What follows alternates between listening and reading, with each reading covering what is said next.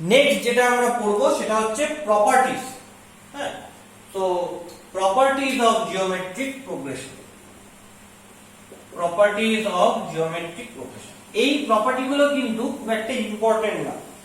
এপিতে যেমন প্রপার্টি গুলো ইম্পর্টেন্ট ছিল, এখানে কিন্তু সেই প্রপার্টি গুলোর ইম্পর্টেন্স অতটা নেই, তাও আমরা দেখে রাখবো। প্রথম এপিতে কি ছিল, যদি কতগুলো টার্ম অ্যারিথমেটিক প্রোগ্রেশন ফলো করে তাহলে তাদের সঙ্গে কিছু যদি অ্যাড করে দিই তাহলে সেটা অ্যারিথমেটিক প্রোগ্রেশন ফলো করবে। এখানে কি তাই হবে? এখানে কিন্তু তাই হবে না। কেন হবে না? দেখো, if a1 a2 dot dot করে an are in GP, then আমার প্রশ্ন হচ্ছে আমি যদি একটা কনস্ট্যান্ট টার্ম অ্যাড করি তাহলে a1 প্লাস কনস্ট্যান্ট টার্মকে বলছি c, তাহলে a1 plus c, a2 plus c, এরকম করে an প্লাস c, এরা কিন্তু জিপি তে থাকবে না। আর নট ইন জিপি, তার মানে এপির সাথে কিন্তু এর সেই যে প্রপার্টিগত তারতম্য তৈরি হয়ে গেল। কেন এরা জিপিতে থাকবে না? দেখে নিই, যে এরা যেহেতু জিপিতে রয়েছে তাহলে এর একটা কমন রেশিও রয়েছে। তাহলে since a1 a2 dot dot করে an are in GP, then common ratio of this GP is R. তাহলে কমন রেশিও যদি R হয় তার মানে কি হবে, এই পরের টার্ম a2 বাই আগের টার্ম a1 এটা R, এরকম করে তারপরের টার্ম a3 বাই আগের টার্ম a2 এটা R, এরকম করে n টার্ম an বাই আগের টার্ম n-1 এটা R, এভাবে চলতে থাকবে। কিন্তু এখানে কি এটা জিপিতে হবে? তাহলে এটা যদি জিপিতে হয় তাহলে কমন রেশিওটা সেম হতে হবে। আমি জাস্ট এইটুকু দেখি যে a2 c by a1 c কি হচ্ছে। প্রথম কথা হচ্ছে আমি a1 দিয়ে ডিভাইড করে দিলাম, তাহলে a2 by a1 plus c by a1 equal to 1 plus c by a1। তাহলে a2 by a1 কি হচ্ছে? r হচ্ছে, তাহলে r plus c by a1 by 1 plus c by a1। দেখো এটা a1 এর উপর ডিপেন্ডেন্ট হয়ে যাচ্ছে, which depends on a1, which depends on a1। আর c তো কনস্ট্যান্ট, কোনো চাপ নেই, আর তো কমন রেশিও, চাপ নেই। এবার আমি আরো দুটো টার্ম করি, মানে a3 plus c by a2 plus c করলে কি দাঁড়াবে? c দিয়ে ডিভাইড করলে, সরি a2 দিয়ে ডিভাইড করলে a3 by a2 plus c by a2 by 1 plus c by a2।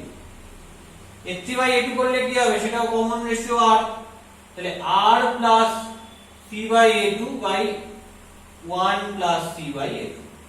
তাহলে এটাকে একটু ঠিক করে লেখা যাবে, এটা কি হচ্ছে? Equal to r plus c by a2 by 1 plus c by a2। তাহলে এটা কার উপর ডিপেন্ডেন্ট? a2 এর উপর dependent, which depends on a2। তার মানে a2, এটা পরিষ্কার বোঝা যাচ্ছে যে এটা a1 এর উপর ডিপেন্ডেন্ট আর এটা a2 এর উপর ডিপেন্ডেন্ট, তার মানে এরা দুজন কিন্তু ইকুয়াল না। সো এটা পরিষ্কার বোঝা যাচ্ছে এই দুটো ডিফারেন্ট।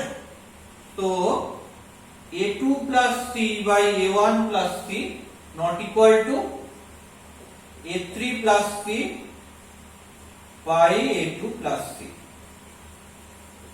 তাহলে এরা ইকুয়াল নয়, এই কথাটার মানে কি? এই কথাটার মানে হচ্ছে এরা জিপি তে নেই। আরো পরিষ্কার একটা এক্সাম্পল দেওয়া যেতে পারে এইটা প্রতিষ্ঠা করার জন্য, যেটাকে আমরা বলতে পারি কাউন্টার এক্সাম্পল। এটা যে হচ্ছে না সেটা দেখানোর জন্য।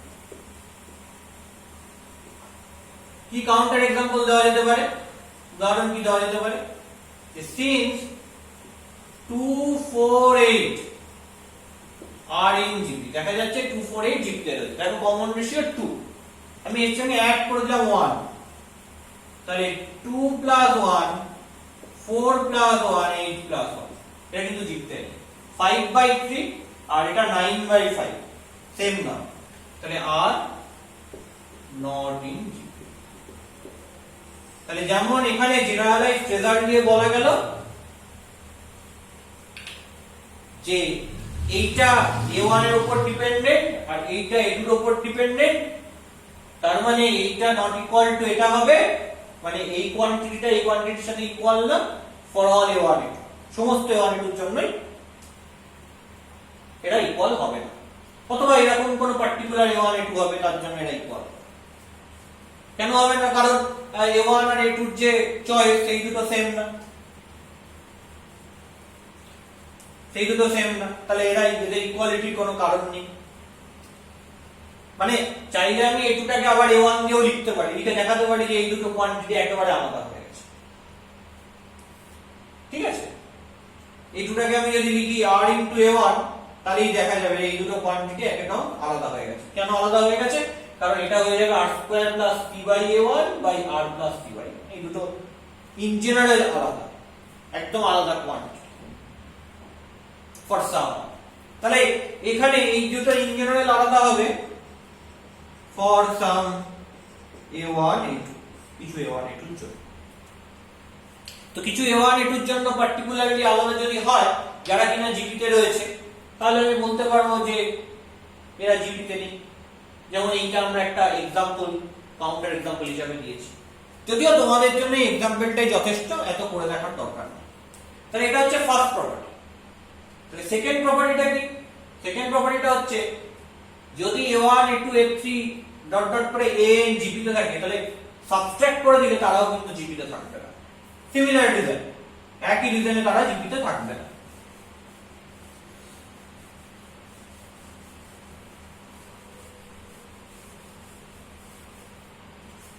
তাহলে সেকেন্ড প্রপার্টিটা কি? তাহলে এখানে কিন্তু ওই জিপি রংকে কিন্তু এগুলো ইউজ করা যাবে না, যেগুলো এপিতে করতাম, যে if a1 a2 dot dot করে an are in GP, then a1 minus c a2 minus c এরকম করে an minus c, where c is a constant quantity। এখানে লিখে রাখি c is a non-zero constant,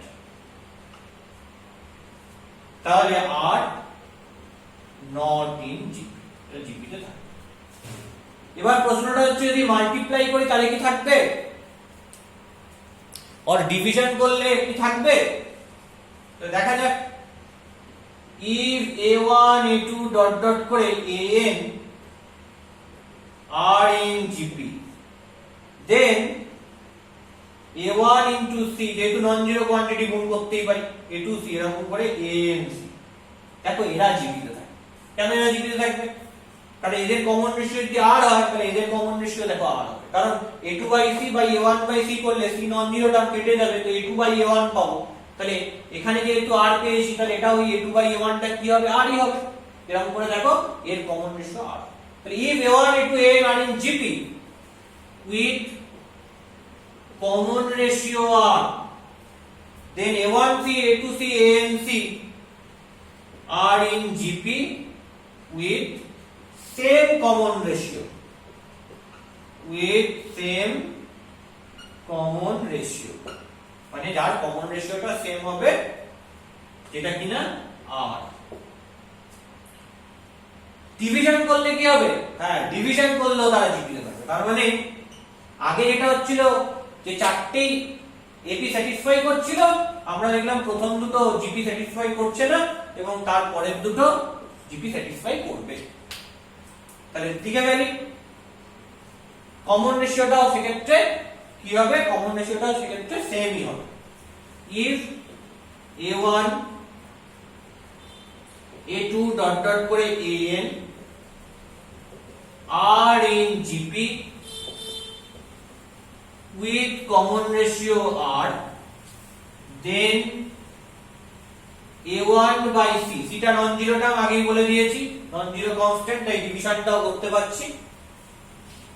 a2 by c এরকম করে an by c এরাও কিসে থাকবে, এরাও জিপি তে থাকবে। এবং তার কমন রেশিওটা কি হবে করে দেখো, তার কমন রেশিওটাও r ই হবে, কারণ a2 by c by a1 by c করলে cc ক্যান্সেল আউট হয়ে যাবে, a2 বাই a1 পড়ে থাকে, যেটা আমরা আগেও r পেয়েছি এর কমন রেশিও r বলে দেওয়ার কারণে, তো সেটা r ই হবে with common ratio r।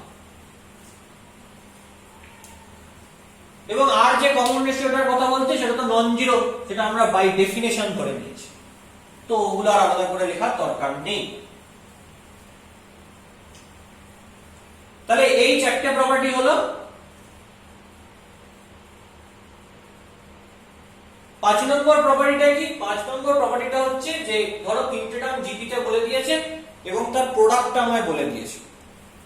if 3 terms are in GP and product of 3 terms given, তখন জিপির তিনটে টার্মকে কি করে ধরবো? তখন জিপির তিনটে টার্মকে ধরবো with respect to middle term. আমরা অঙ্ক করার সময় এপি তে দেখেছি তিনটে টার্মের সাম যদি বলে দেওয়া থাকতো তখন আমরা তিনটে টার্ম এপি তে রয়েছে ধরতাম মিডল টার্মের রেসপেক্টে, তেমনি জিপি তে ধরবো মিডল টার্মের রেসপেক্টে যদি কিনা তাদের প্রোডাক্টটা দেওয়া থাকে। ঠিক, তাহলে 5 নম্বর যেটা, এটা বেসিক্যালি অঙ্কে ইউজ হবে, আমাদের প্রবলেম করবার সময় এটা বেসিক্যালি ইউজ করতে হয়। Number 5, if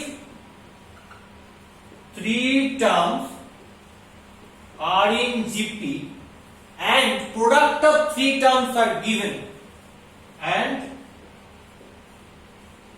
product of 3 terms, তাহলে তিনটে টার্মের গুণফল যেটা গিভেন,